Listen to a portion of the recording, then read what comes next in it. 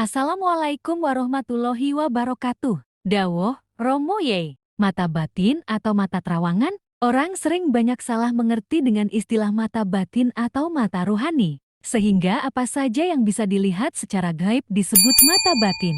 Sebenarnya bukan begitu. Ini perlu dipahami agar tidak menjadi kesalahan yang fatal. Bukan fatal di dunia ini, tapi di akhirat nanti. Orang umum selalu menyebut apa saja yang bisa dilihat secara gaib itu dinamakan mata batin. Padahal tidak begitu. Seorang sekali berwali saja belum tentu punya mata batin atau mata rohani. Mata rohani itu mata roh kita, dan tak akan bisa membukanya, kecuali orang yang menguasai atau diberi kedudukan oleh Allah di alam roh. Jika kamu punya kedudukan di alam roh, atau seseorang itu memiliki kedudukan di alam roh, maka malaikat Israfil sendiri jika bertemu akan melakukan hormat karena kedudukan orang itu. Jadi, tidak asal orang itu bisa membuka mata batin atau mata rohani. Kok semisal ada orang yang bisa membuka mata batin? Ingat, tidak semua hal yang bisa melihat suatu gaib itu dinamakan mata batin atau mata rohani.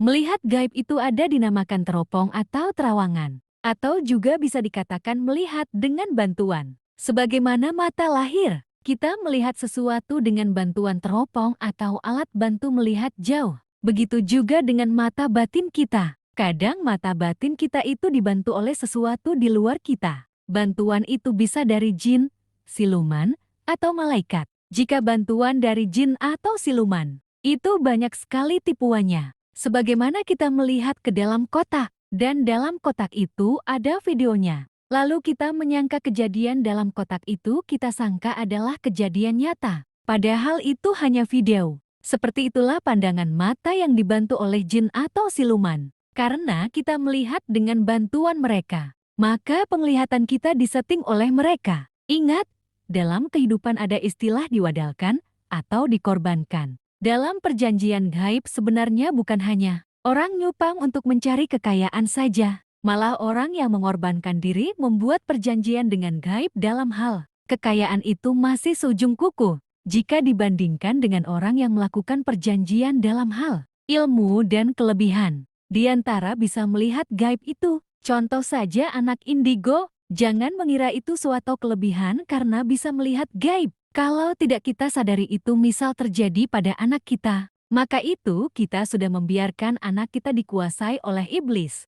Makanya sebaiknya jika ada anak indigo itu di cross-check apa itu dari jin, siluman atau bukan. Orang diberi oleh iblis lewat jin dan siluman sehingga bisa melihat gaib, itu sadar atau tidak sadar telah melakukan perjanjian dengan mereka. Nanti roh dan sukmanya dibawa oleh iblis, dan ditawan untuk tugas nanti jika orang itu meninggal menjadi golongan siluman yang akan melanjutkan tugas. Juga untuk menyesatkan orang lain. Dengan memberikan mata batin selanjutnya. Itu juga berlaku untuk ilmu-ilmu yang lain, misal ilmu kebal. Jika orang itu dalam masa hidupnya memiliki ilmu kebal dari kodam jin atau siluman, maka ruhnya ketika masih hidup akan ditawan beberapa. Lalu setelah orang itu meninggal, roh dan sukmanya akan menjadi siluman. Jika orang itu mengamalkan ilmu kebal, maka biasanya akan menjadi siluman berwujud buaya. Dan dia juga akan menjadi khodam ilmu itu yang akan bertugas dan diberi tugas oleh iblis untuk mengajak orang agar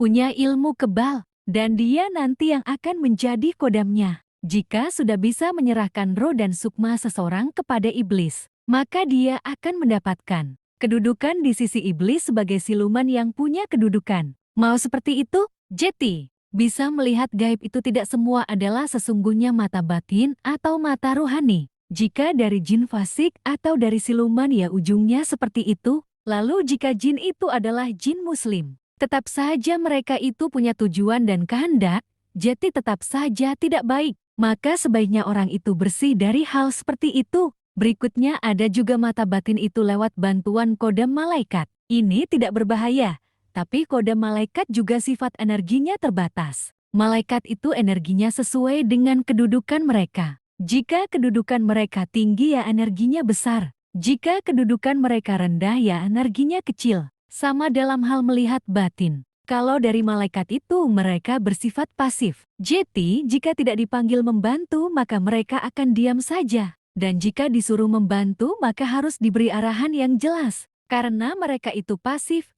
diam, dan tidak punya rancangan sendiri. Tidak seperti manusia. Disuruh masak rendang ya akan mencari tahu bumbunya apa saja. Tapi kalau malaikat itu disuruh masak rendang ya diam saja. Bumbunya minta dikasih tahu apa saja. Kalau mata batin atau mata ruhani itu adalah mata ruh kita sendiri. Karena mata ruhani atau mata kita sendiri. Jadi tak beda dengan mata lahir kita. Harus dibuka, sebagaimana bayi dibuka matanya. Tidak hanya cukup seperti itu, mata lahir kita itu butuh makanan lahir, vitamin, yang bisa membantu mata tak merah dan sakit. Mata lahir itu makanan penguatnya adalah makanan lahir. Mata batin juga penguatnya adalah makanan batin, seperti amal kita. Seseorang yang mempunyai mata batin yang dibuka, makin lama makin tak terbuka jika mata batin itu kekurangan asupan gizi batin. Gizi batin itu apa? Yaitu amalia, padahal suatu amal itu bisa menghasilkan energi.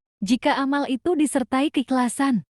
Makanya jika seseorang ingin mata batinnya terang benderang harus banyak melakukan amaliyah yang ikhlas. Padahal ikhlas itu sulit, maka solusinya adalah melakukan banyak amal yang kita tidak tahu. Contoh saja membangun sarana ibadah, bukan hanya dengan dana, tapi juga perbuatan nyata, keluar keringat. Misal membangun sarana ibadah. Ketika sarana ibadah itu dipakai ibadah, maka kita akan mendapatkan kiriman pahala. Makin banyak orang yang memakai sarana ibadah itu, maka akan makin banyak pahala yang kita peroleh dari orang yang melakukan ibadah di tempat yang kita bangun, tanpa mengurangi pahalanya orang yang beribadah itu. Itulah makanan yang dibutuhkan oleh mata rohani kita. Pahala yang ikhlas, ikhlas karena kita tidak tahu, sebab tak ikut ibadah. Tapi kita mendapatkan pahala karena ikut membangun sarana ibadah itu. Itu contoh satu. Itu seperti orang yang menanam modal ke dalam pabrik atau perusahaan. Dan kita akan mendapatkan bagian kita ketika perusahaan itu maju. Itulah yang membedakan antara orang satu dengan orang yang lain. Sama-sama beramalnya,